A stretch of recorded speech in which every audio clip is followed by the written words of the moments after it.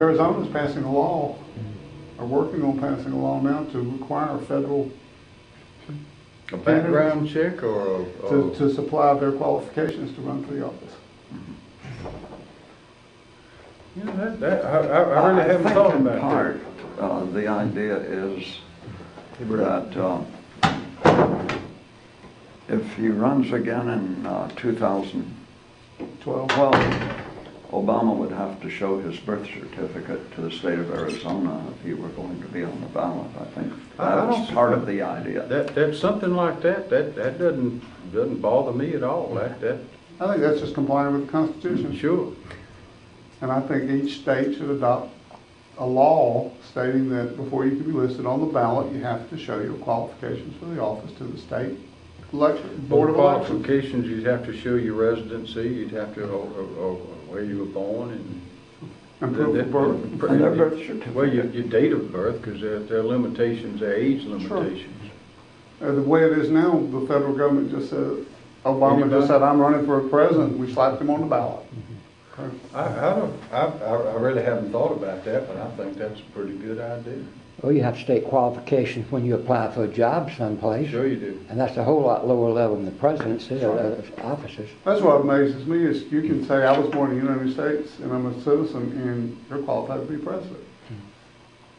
I think we're running just to start to get a little tight on time. We're almost done. Okay. I have one question.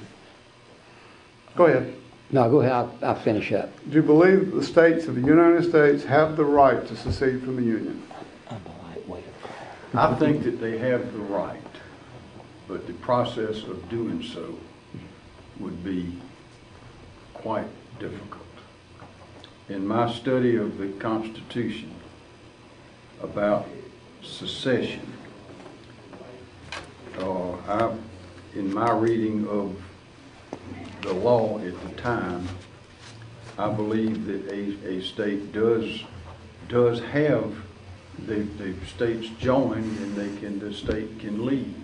But now as a practical matter, doing that would be, that's another question.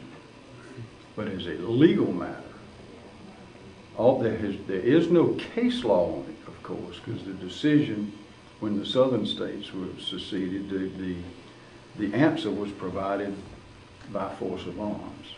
Mm-hmm. But I see nothing in the Constitution that says that a state cannot leave. It says our states join and have. Even in places like West Point and Annapolis, prior to the war between the states, in their civics classes, secession was taken as a granted right because the states formed the federal government. That's right. Voluntarily, and they had to decide whether to go in or not. Mm-hmm. And it's one of those things, if things continue to get worse, is liable to come up again. We had a speaker the other night at a meeting I attended that said that on the flag on top of the Capitol dome should be the state flag, and the federal flag should fall below it. I've heard those debates. Mm-hmm. It's a very interesting question, and again, is a legal matter. You have legal matter, and then you have practicality. But I see nothing in the Constitution that prohibits it. How about you? What do you think? I believe the states have the right to secede, and if the federal government gets too oppressive, it's probably going to be the only solution to get out from under that oppression. Well, that could happen. And there are a lot of people in this country that are starting to believe that secession is the only way to fix it. Well, if you read the document and see how the states had to debate whether to join. And when you look at the fact that the federal government imprisoned Jefferson Davis after the Civil War, and he sat in prison for a period of time, was never charged and was never tried because the government knew that they couldn't win in court because he was right when he said you have the right to secede from the Union. It's a very interesting question. And the way this country is going, there is a lot of cultures and currents that are starting to talk that way. You know, one thing, the debate on that question of whether it is or is not legal, whether it is or is not a good idea, is the kind of consolidating argument or the illuminating argument that would bring to some people's minds the question of exactly what is the purpose of a state government, what is the purpose of the national government, how did we get to where we are, how did it begin? They go back to read the Constitution. I think all those debates are very helpful.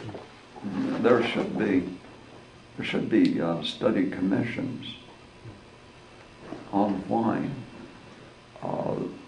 the original balance of powers between the federal government and the states, and the Congress and the presidency and the judiciary are no longer what they originally were. Well, I've got two more questions, and we're getting down Okay, to time. I have one, and Ralph has one. Go. Okay, this is one of those offhanded questions, and I wouldn't expect you to have an answer unless you studied it.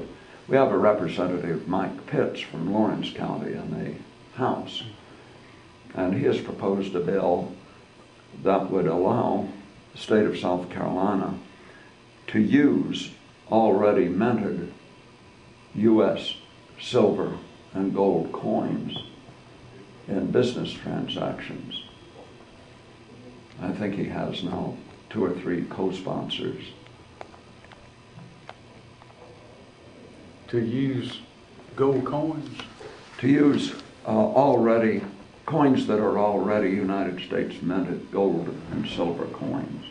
To use it as currency? In the state Yes, of South Carolina. use It's called it the as currency. modernization of gold and silver. I'm not sure, I'm not familiar with that. I've read something about it. I'm not familiar with it. Of course, I think if you have a piece of gold, you can use that to buy something anyway. Yes, actually you can by barter. Sure. I mean, I could take a watch and trade it for a shirt if I wanted to. I think the reason that initiated this is people are worried about our money either through inflation or deflation losing its value rapidly. And many people are concerned about that. Yes, me too. Ralph, you had a question? I don't know the answer to But that. whether a state could do anything, I don't know. I don't know. I don't know. Comment going back to what Bobby said earlier, and I'm the lightweight of this group, so be gentle with me. Talking about the Southern Heritage, Confederate flag, and that type of thing a while ago. Columbia, and particularly South Carolina, could have very easily have been the 8th wonder of the world. The flag was on the dome for 32 years. And nobody had a problem with it. But this so-called compromise that everybody talks about, Mr. McMaster, it wasn't a compromise. We lost. We got one little flag on the grounds out here.